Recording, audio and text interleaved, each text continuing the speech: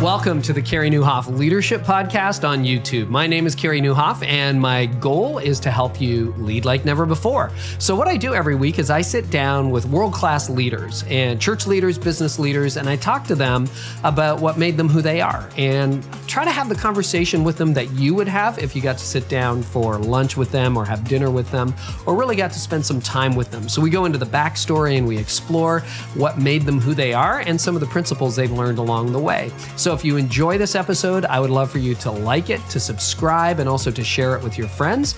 And in the meantime, here's today's episode. John, this is a real privilege. Welcome to the podcast.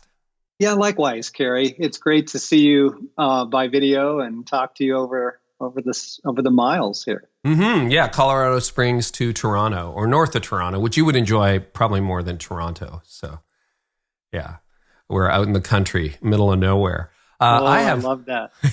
Yeah, you would. I've really appreciated your voice. We were sharing ahead of time how much it's impacted me. And we're not going to camp long on it, but I think most people probably first heard of you when Wild at Heart came out, which was how long ago now, John? 20 years. That's yeah. Incredible. I think I read it, and then I saw you at Catalyst 2004 back in the day. Yes, right. That was at what was then the Gwinnett Center, and it was really amazing. And we were talking a little bit about that. The book is not one of those books that came out, had a flash in the pan, and disappeared. It continues to do well around the world. 30 languages, I think you said it's been translated into, and it sells, probably hundreds of thousands of copies every year. Why do you think that message has resonated so deeply for so long, John? Well, we came into the fatherhood crisis I think at the moment that it was really blowing up, that people were wrestling with how do you raise boys? What does it mean to be a man in the world? What does God have some guidance for us? So it was a moment 20 years ago of real, I would call it gender confusion. And since then, we had no idea what was coming. I thought as a therapist, I was already looking at the train wreck. I thought, my clients and all of that, I thought, I know what's happening. 20 years later, it is gender collapse. I mean, gender isn't even a thing anymore. It's a spectrum upon, across which people move and change and that sort of thing. And so there is this heartache in the world to understand, who am I? What am I wired to be? What did God mean when he created male and female there in Genesis 1? So it was a timely message in a critical moment, and it's healed a lot of lives, a lot of marriages. It's brought a lot of dads back to their kids. It's been a very beautiful story. Well, because it's, I know the book continues to do well, but most of the listeners to this podcast are in their 20s and 30s, so they may have missed it the first time around. Can you give us a little recap? And I'd love to know whether you think the message is more relevant today or whether you would reshape it in any way, given the way the whole gender identity thing has changed over the last 2 decades. Yeah, I think to get down to the core of the message, I would say that the search, every little boy has one question, and the question is, do I have what it takes? Do I have a strength? Do I have a competency? Do I have a gifting? When I am called upon, can I come through? That is the masculine question. And what was intended to happen was that through dads and uncles and coaches, and over time, that boy comes into a settled answer, yes, you do. You have what it takes. So then he is able to move with courage and with kindness and strength into his world. What happens, however, in most of our upbringing, I was raised in an alcoholic home. Most actually of your audience, more than 50% of your audience then, if that's your age group, grew up without a dad. It's that high, John, really? Oh, yes. Man. Or in single parent homes, dad may have been in the same city, or he may have visited, but the question doesn't get answered well. And when a man does not know who he is, but he's not grounded in love and validation. He needs love and he needs validation. Then he will take that in all kinds of wrong directions. He'll give it to his career, and he'll sacrifice literally his health for a career. He'll blow up a marriage because he keeps looking to other women to answer that question. Tell me who I am. Tell me I'm loved. Tell me I have what it takes. So that's the core message of Wild at Heart, is that the healing of the masculine soul and coming into a genuine sense of strength that enables you to love well and live courageously in the world. It's interesting because what I hear in that message, and I read the book when it came out and heard you speak and studied it in small group, the whole deal, as with some of your other work. But I think one of the stereotypes is, to be a man. For those of you who are watching on YouTube, you've got, pardon my ignorance, but is that an elk or a deer or what is it? What is it? It's an impala. It's an impala. Yeah, not Africa. A Chevy. Okay, so that's like a real animal. Yeah. And over there is the caribou, which you would recognize. Oh yeah, from your neck of the woods. Yeah. Yeah. So you're an outdoorsman. I mean, you go hunting, you go hiking, the whole deal. You got your Patagonia vest on. And some of it is that, but a lot of it actually deals with our hearts and the wounds of our heart, right? It's this, your message is an interesting juxtaposition. Yeah, because there is a craving in every man for adventure, but it's just that the adventure looks different for every man. I thought it was fascinating that Wall Street Journal marketed itself for a while as Adventures in Capitalism, because they were tapping into the entrepreneurial.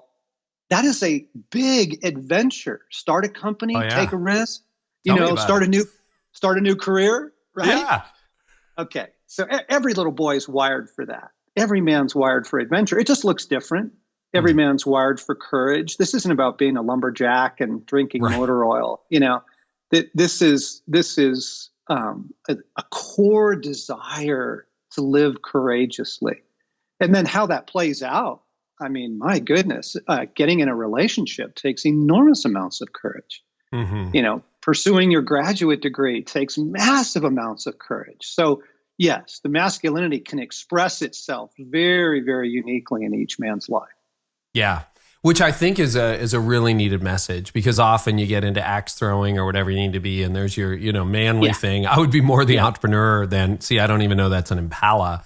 But I remember the question, when the way you phrased it was so simple, so clear, really hit me at an opportune time in my 30s. And then my wife, the question for every woman, you and your wife argue, is which? Let's just touch on that before we jump into your new work. Yeah, it's different. It's different than a search for validation. It's a search for intimacy. Will I be chosen? Will I be delighted in? Am I seen? Does anyone see me, the real me? Will anyone fight for me? And what's fascinating is that they've done business studies on this, and women can survive career setbacks that absolutely destroy men because they're not looking to their career for validation. Isn't that fascinating? That is fascinating. But a man will attach that need, to his career or his status or his income or, his athletic prowess. But on the other hand, the study that I'm referring to, it was fascinating. They asked leading executives, women executives, and the majority of them said, I would trade my success for a wonderful relationship. Women are relationally wired. They are experts at it, and they're brilliant at it, which is why it's really important to have them in companies, by the way, because they can help you create a company culture that is far more caring towards human individuals versus the bottom line. But yeah, they're very, very different. And every little girl has that question, and every little girl carries a wound. And then if she doesn't get that, this is fascinating, Carey. Yeah. The number one predictor of teenage pregnancy, teenage girls getting pregnant, is the presence of a loving father in her life. Wow. If she's loved and she knows it, she will not look to boys to answer that question. Pardon me. It's kind of like that old John Mayer song, right? That came out around the same time as Wild at Heart, Daughters. I always think there's profound truth in that. Well, this is so helpful. And maybe this is a reintroduction to some of our younger listeners to John's work. The book is called Wild at Heart. And if people want to tap into that, I know you and your wife published a number of books around that time. So what are the top 2 or 3 resources that people could look into? So Wild at Heart for men, Captivating is the book for women. And then if you get on our web, you can just Google Wild at Heart and you'll find us. And there's videos and films. And we actually still do conferences around it. Our Wild at Heart and Captivating events became so popular globally, we had to go to a lottery system. Wow. So that gives you an idea of the ache, of the need, right? People are really looking for deep healing of their soul and clarity on who they are. And so we continue to just sell those events out. That's incredible. Okay, well, this has been so refreshing and a good reminder to me of how pivotal some of these ideas and concepts have been in the healing of my own marriage and my own journey as a Christ follower, as a person, and then also as a leader. So really just want to thank you so much for that. I'm very honored. So grateful. I want to know, John, how are you spending your time these days in Colorado Springs? What are you doing? You're writing? Well, you heard about the lotteries. We are full tilt over here. We have a nonprofit called Ransomed Heart. We have 19 employees, and it's conferences, international travel, it's podcasts, filmmaking. There's a lot of creative people in this shop. And because we love that. We're heart people, like live from your heart, live from your passions, chase the adventure. But when you get a group of people who are all kind of wired that way, there is a ton going on over here. I have to keep putting the bridle on it and go, no, not that film project, not right now.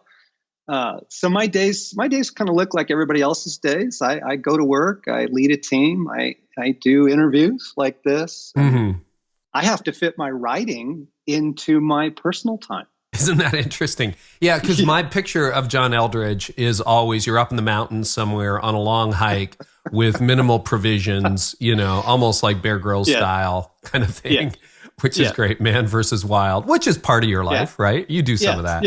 Yeah. In fact, my personal dream is that Bear asked me to be on the show. But I love the wilderness. It nourishes my soul. I seek it every time I can get. But I live in a pretty typical city, in a pretty typical neighborhood, and I take out the trash and walk the dogs and come into work and lead a team. Yeah. How I've got to ask this before we jump in to Get Your Life Back, which is a fascinating book and a space that I spend a lot of time thinking about these days. So I want to get there. But how does your unique perspective, like as a leader leading a not-for-profit company of 20-ish employees, how does that impact the culture you create at work? I'm just curious because we all have a culture.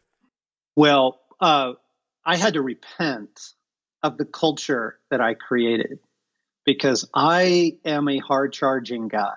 I like, let's take the hill, let's live the adventure, let's go, go, go. And I created a pretty intense culture here with too much going on. And then we began to see employees not doing well. And they're not employees, they're team members, they're friends. When you live in that small of a group of people, and I realized that I had projected a lot of my lack of personal soul care. I'm just one of those people that can endure a lot. And can go without, and I can withstand international travel. I can do multiple events. I can, but it's not good for me. And it's not good for those who work for me. So we actually, we had a huge culture reset here in recent years.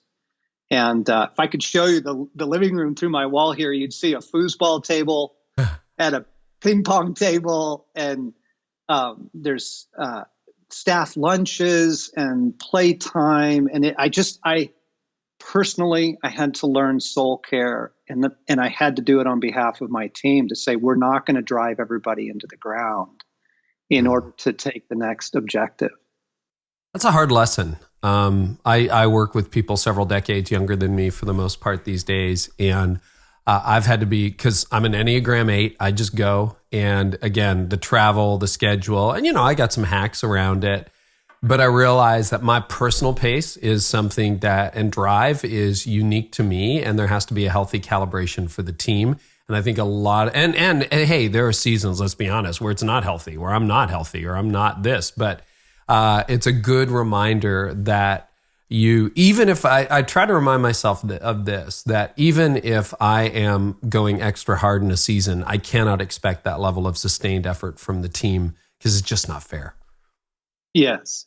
One of the great epiphanies in life for me was the way I treat my heart and my soul is the way I will end up treating everyone else's. And I thought that. I'm like, no, that's not true. I'm super compassionate towards people. But the thing is, I am projecting a set of expectations. And when they see me work late and work weekends, when they see me getting tons done, and they're getting email answers at 9 p.m. and stuff, it projects expectations. Yep. And so I had almost on behalf of others. Sometimes we can't make the choice for ourselves, but on behalf of others, I had to learn a more reasonable way of living and working and creating. I really did. I just had to completely recalibrate because I care for these folks and I care for my wife. And I realized that I was asking her, you and I sound very similarly wired. Yeah, I think we might be. Yeah. I wish we would live closer because we would probably we'd probably hang out and have a good time and commiserate. Yeah, but I projected it on my wife. I wanted her to keep up the same pace, and it wore her out, and that was not kind. So it's been wonderful this last season, and I would put that in the last 5 years here in our company. It's just a total recalibration of how we live and love and what we consider to be a reasonable pace for creative people wanting to get a ton of stuff done. Has that been hard for you? Of course. Of course. Yeah, because I am the wild horse. I want to run in open country full tilt. I don't want to be constrained by anything. So it actually requires continual adjustments and continual choices.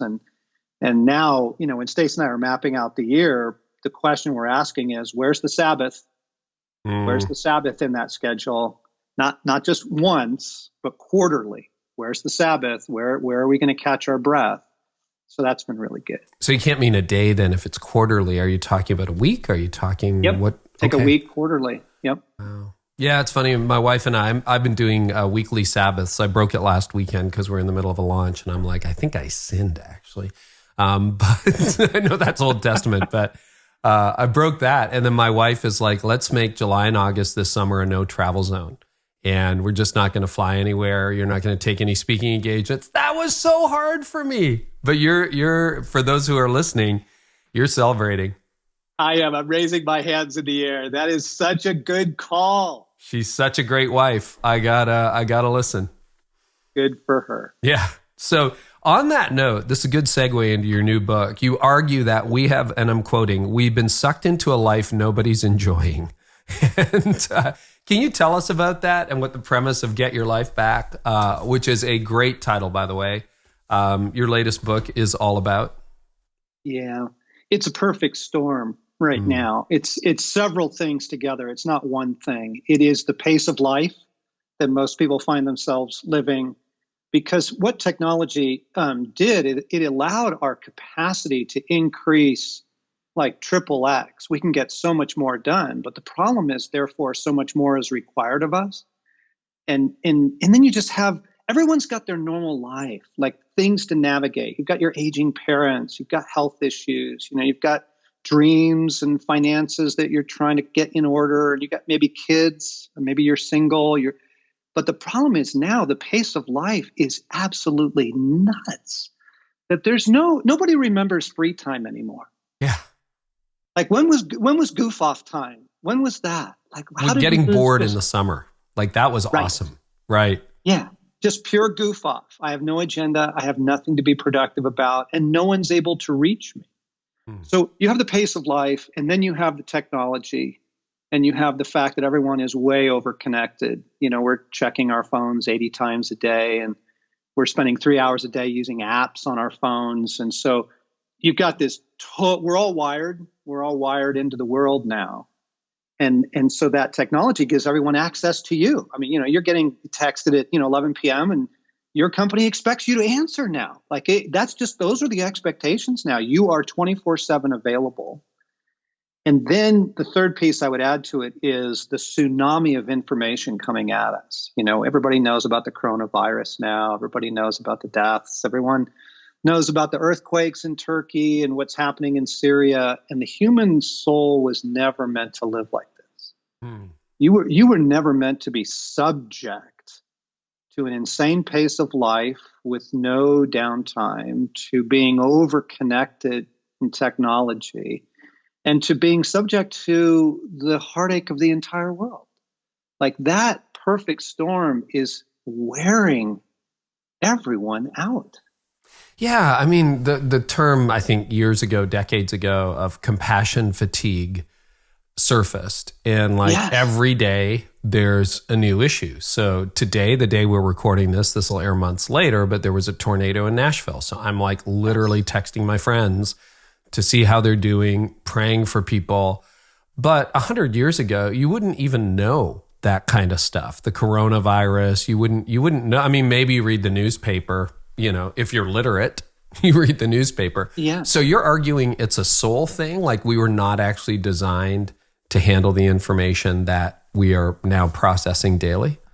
Yeah, clearly. Yeah, I think the human soul is village sized. I think we were meant to love and care and share the heartache and the losses of a small group of people.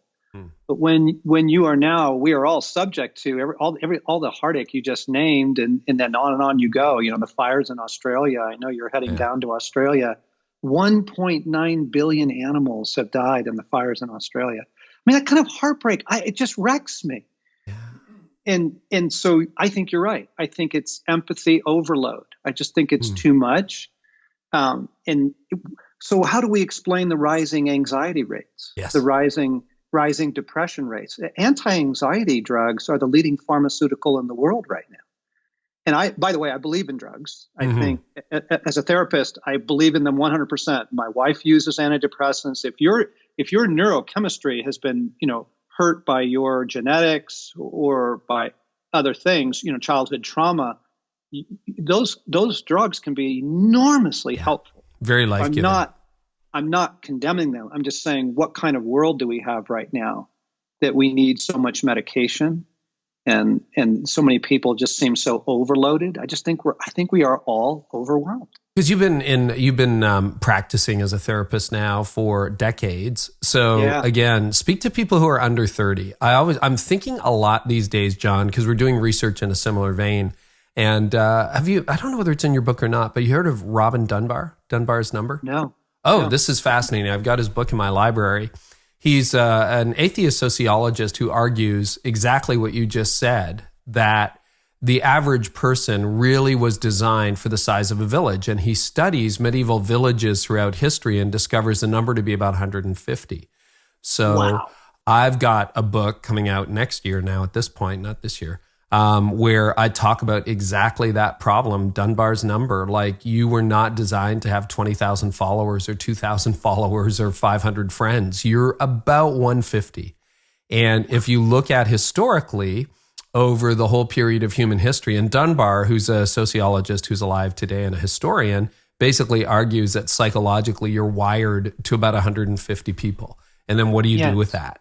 Hence the overwhelm and the anxiety, right? And so I have a pre-digital memory. You have the blessing of a pre-digital memory where you remember. I mean, earlier today, I don't want to make this about what's happening in my life, but we just disconnected our home phone. And the only reason we have it is in an emergency. We live in the middle of nowhere. It's like, it might be the only way to get out in the event of a fire or something like that. But I just disabled all the inbound stuff because I just can't stand the telemarketers and anybody who really knows how to reach us. It's just one more channel we were able to close off, but keep open in case of an emergency. But if you're under 30, you don't remember life when you weren't instantly accessible. And that's why, like what you just said about Dunbar's numbers is a very kind thing to inform people of. This isn't criticism. This No. isn't, hey, it's kindness to say to those under 30, look, what you think is normal, it is actually very brutal on the human soul. Humanity was never living like this for thousands and thousands of years. For thousands of years, the pace of human life was 3 miles an hour. Yeah, that's a great point. It was the pace of walking. And this was one of the things in the Gospels that just blew my mind. And I need to give credit to Archibald Hart, because years ago he did this study on adrenaline and stress. And he was pointing out in the Gospels, we read these stories, here's a miracle, and then there's a teaching, and then there's a deliverance. And then, but when it says Jesus went from Jerusalem up to Galilee, we think it takes place, with the not on his private jet, and he was there in minutes. 3 days walking by foot, 3 days by foot, walking. And that's the downtime. That's the soul recovery time. That's the time to process, talk about what just happened, have a meal, rest under a tree, get ready for the next thing. And we have lost all transitional space. There is no transitional space. We go from, one angry phone call into a heartbreaking news report, and then we check our feed, and your soul is like, mercy, uncle. Like, and this is what happened to me. This is where the book came from. Everything we're describing happened to me. And I got so dried out. I was cooked. I was baked. And I just said, this isn't the life I want. This is absolute craziness. So to the degree that I can begin to do some things, reasonable things, I'm not quitting my job. I'm not moving to the mountains, reasonable things to get out of the madness. When did that happen for you, John? Yeah, I was describing the cultural shift in our nonprofit about the same time. So over the last several years, I've been trying to make these small course corrections in my life, small choices, simple as this. Like this morning, I had to discipline myself again because I did the tornadoes. Don't look at your phone first thing in the morning. Like it just became a habit, and I would just reach for my phone, right? It's the first thing you do. Well, then you're in it. You're in the matrix. Like there's the emergency text, and there's the email that, I forgot to answer that. And, there's no space left to be human. And so what I do is I just simply don't check my phone. I leave it face down on the counter at night. And when I come out in the morning, instead, make a cup of coffee, look out the window, like be human. Wow. Be kind to your soul. So you've been a clinician, a practicing therapist now for decades. How have you seen, how long? Almost 30 years. Almost 30 years. So over these 3 decades, how have you seen the presenting symptoms change? People used to be, it's margin. It was Richard Swenson's book, that groundbreaking book. Such a good book. Yeah, right? As a young therapist, I could give someone an insight. I could help them unpack something in their story, and they would go think about it. And next time they came in, we would be able to build on the work that we were doing. But now what's happened is people do not have time to think. It's restart every time we sit down because there's no mental space for people to just have, margin or room or free time or whatever you want to call it, to just think about their life or process things. When I suggest that someone journal those feelings, kind of record that, they look at me like, when am I supposed to do that? Yeah. So those are some really, really big differences. How would you describe the stressors that people are, you're saying information overload, which really takes on compassion, fatigue. There may be a better name for that. What are some of the other stressors that you're seeing in your practice and in your observations? Well, because profound hopelessness. Understand the suicide rates in your listening audience are off the charts. It's the number one killer of young people in the West now is suicide. And that just breaks my heart. That's just devastating news. Therefore, why? Well, it's hopelessness. It is that they do not see the opportunity. If you'd ask people 40 years ago, 50 years ago, do you think that your life will be better than your parents? They would have said yes, because with this idea of progress, right?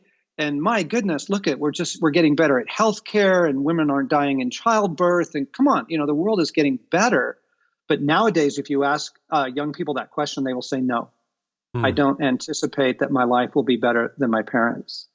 The economic stress, the multiple career changes, the typical millennial, for example, will have 7 different careers, not jobs, careers.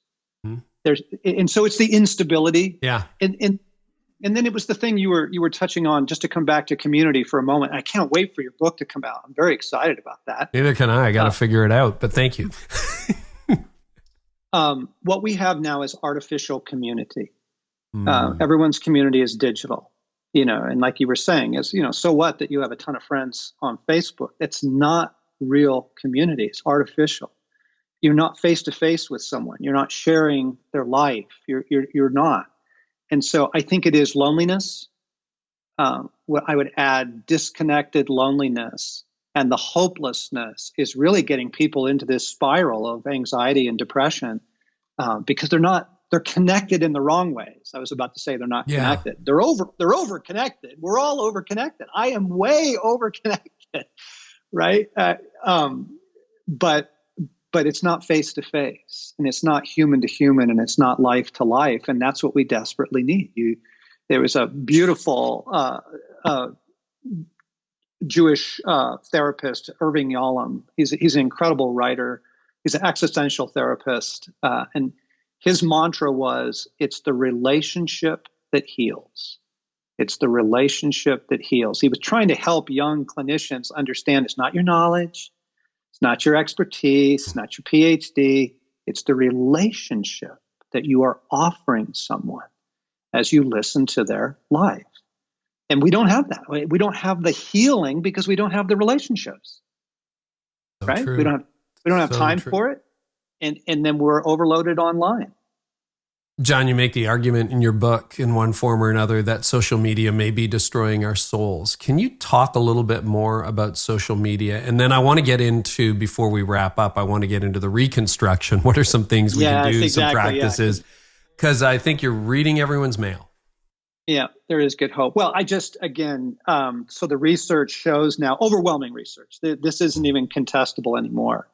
The amount of social media you consume and the rising rates of anxiety and depression, and I would also envy, plenty of research on that, direct correlation. It's a 1-to-1 ratio. And so if you want to be well, stop doing that to yourself. Yeah. Because the good news, Carey, is this. When I realized I was really cooked and spun up, I would just be so spun up at the end of the day. I realized this isn't persecution. I'm not in a camp. Right. I have choices. I actually have volition. I have opportunity to make some changes, not massive ones maybe, but I can make some changes. And that began to lead into a series of healing practices, like learning to pause in my day. Very, very simple. The opening chapter of the book is the 1-minute pause. Learning to pause in my day in order to just reset. I realized I never stop. I just go from email to email, phone call to phone call, meeting to meeting, boom, boom, boom, boom, boom. What does that look like? What do you do in a 1-minute pause? Okay. What's really fun about this, I'm going to give a quick shout out. This became so healing. We built an app called the 1-minute pause that will guide folks. It's free. Oh, cool. It's online. 40,000 people have downloaded it in a couple months, which shows you it's working. Wow. It's really helpful. So here's what I do.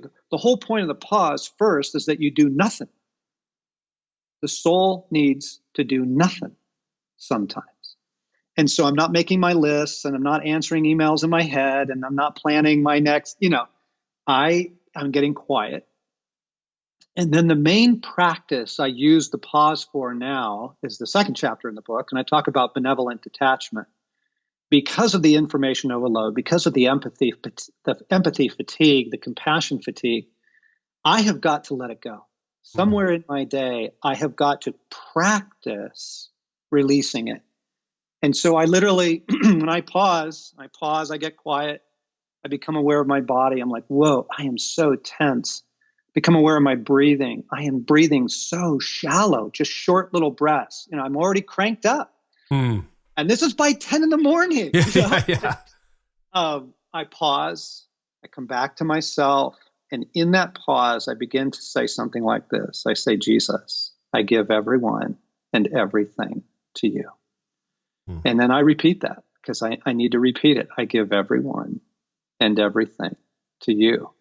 And as I'm doing it, I'm disentangling myself from the chaos of my world and the world, the news, the report I just heard. At some point, you got to learn to let it go. And as you do that, it is so marvelous for the soul. And we're talking 60 seconds, Carey. Yeah. This isn't monasticism. This is very doable. And it's become such a life giver in our offices here that every day at 10 and 2, bells ring out throughout the building in the PA system, and everybody stops for 60 seconds. Wow. And it's a reset. And what's cool is after doing this, having instituted this, then people start sending me the brain research and that kind of thing. And the brain research shows it's literally a reset. You come out of that with greater concentration and greater focus. That's a great tip. How do you, with the compassion fatigue, because I think one not necessarily healthy thing is to get just totally detached and you almost become cynical or indifferent or cold to the suffering in the world.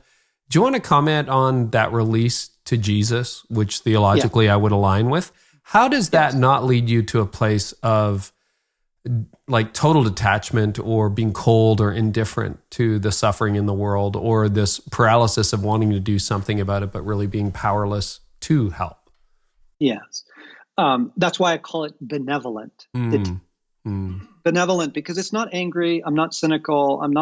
Sometimes I am, but I'm not detaching because I don't care world. I am choosing first off to be human again. And I'm saying, I can't carry that. There is absolutely nothing I can do right now about the fires in Australia. I will pray, and I do pray for that, but I have to let it go. I can't carry that. And, sleep disorders are a huge, huge issue because everybody's so wired up. I would do this at bedtime. This is what Stacy and I do as part of our bedtime prayers now, is that we give the world to you, God. We give the world to you. And then we name some things. We give our kids to you. And we give our team to you, and we give the release of this new book to you. And you got to let it go. And the thing is, it doesn't turn you into a cynical person. It actually, you are more refreshed and therefore able to care. It's the burnout people who can't seem to care anymore. The people who are refreshed and thriving are very caring people. How do you choose what to care about? Because I would imagine that there are some causes you support. There are some charities you give to. There are some times you pick up the phone and you're like, actually, I got a really good friend in Australia. Like I did text a handful of people this morning in Nashville just to pull the current example to see that they're okay. And, I may donate to something because I have lots of friends in the city. But how do you use that filter to determine, we're gonna act now, but not act in this case?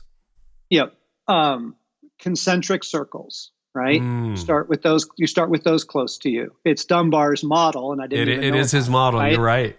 Yeah, you have to start with what's close to you because that's where you can make the biggest difference. I can take a meal to my neighbor. I can actually do something, right? I can help that gal change her flat tire. I can do that. Like I can intervene there. And then you start going out and when it gets to be like super global, there's very little I can do. And that's someone else's. It's funny because that's in the book too. It's like you got your 5, you got your 15, And then you've got a slightly larger number, and beyond that, it just doesn't work. But there is someone else for whom that affected person is in their 5 or their 15. Exactly. Yeah, okay, that makes a lot of sense. It makes a lot of sense. Any other tips? What about talk to the young leader who's got 3 kids, busy, they're kind of on the edge financially, they're still moving up in the world. They don't have as much freedom as perhaps you or I do at this stage in our life, as driven as we are. And they're like, John, I hear you, man, but I just can't slow down. Like I'm not even the CEO. I'm not the senior pastor. I'm not the manager. I'm just, here I am. Tell me how to slow down, because I'm living on the crazy train. All right. I'm going to tell you to download the 1-minute pause on the App Store, because you get that on your phone. It's going to be a lifesaver, because everybody can do 60 seconds. You can do that. And it's a start. It's a beginning place. I'm going to give another practice. There's a bunch of practices in the book, but I'm going to give one that you might find surprising. I would say there is beauty all around you, and you need to begin to notice and receive it. So you get in your car, the frost on the windshield. The patterns of the frost are so extraordinarily beautiful. The way sunlight comes through the window in the morning in your kitchen, the sound of songbirds, like God knew the human soul was going to be traumatized by this broken world. I think everyone is traumatized. And beauty heals trauma. Beauty heals the soul. And so I have begun to become an addict for beauty. Play beautiful music in your home. Play it in your car on your commute. Like, find things of beauty that are beautiful to you and fill your world with it. Like, what is it for you? Is it wood? Is it flowers? Is it music? Like fabric? That the beauty of human faces is infinite. That to let beauty back into your life and into your soul, because it will heal you in ways that you didn't even know you needed healing. That's a good counsel. And is it you? I think it's you in this book. I was reading it this week. I think it was from you that said we live way too much of our life indoors. Is that your point? It's just the World Health Organization released that report that we spend 93% of our life indoors now. 93%. And that's not healthy. It's not for all. It literally isn't healthy, because the human soul needs nature, and you need fresh air, and you literally need dirt, because the microbiomes and all that, improve human immune systems. In fact, there's a lot of good research coming out that the immune deficiency crisis that we're in, and all the autoimmune disorders are because we've been detached from nature. Wow. Because we live in plastic worlds now. So again, I know I sound like the nature guy, and I know I sound like a monk. I live a normal life. I get home late. I have work to do when I get home. Yeah. My life is crazy, but I make it a priority to get outside every day. Yes. And sometimes that just means a lap around the building. I literally just walk outside the office building and I just take laps. I just walk around in the parking lot, but I can feel the weather and I can feel the wind. And also, it's also for the mind to get out of your work environment for just a moment. It's like a 5-minute walk. It is a reset. It is a reset, and you do feel less stressed, and the cortisol begins to drop in your body. So get outside, if only for a few minutes every day. John, this could be a 3-hour conversation. It's been so rich. I really appreciate it, and I would echo that. Actually, that's one of the reasons you and I were talking. I took up winter running, and I was just trying to put this together in my mind. Why do I hate exercise in the winter? In the summer, I cycle. And it's not even, the exercise is great, but I just love being outside in the sun and on the road and the wind. And since I've started winter running and it's like 20 degrees Fahrenheit, I love it. Don't love running, love being outside, and I need to do the exercise. I agree. And it's good. There's the other, it's good for my soul. And usually the leader in me is like, I get some pretty good ideas when I'm doing that. That's a little carrot, the bonus. But John, man, oh man. Anything else you want to share to encourage leaders as we wrap up? No one and nothing in the world is going to tell you to take care of your soul. But Carey and I are.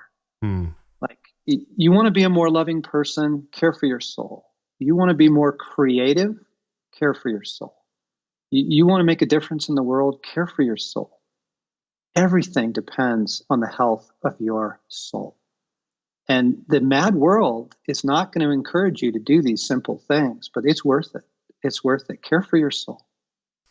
That is a great word. So I am excited for people to get the app. I'm going to download the app, and I would love for you to tell people where they can find you online and track with you, John. If you Google John Eldredge, you'll find me quick. Wherever you get your podcasts, we have a regular podcast, so you could search for John Eldredge there, and you find our organization called Ransomed Heart. You can find our live events and the things that we do. Join the waiting list, the lottery system. Yeah, John, it's worth it, though. I have a feeling this won't be the last time. Just thank you so much. What a gift this has been to me, and what a gift you've been to millions. So thank you for sharing with us today. Yeah, thanks, Carey. I've enjoyed it immensely. Well, I hope today's episode was helpful to you. You can always get more by subscribing to my channel. I also have a lot more content over at CareyNieuwhof.com for leaders in business and leaders in churches. And you can get transcripts of this episode there and so much more, plus some other stuff I do for leaders. So head on over there to discover more at CareyNieuwhof.com. And in the meantime, I really hope our time together today has helped you lead like never before.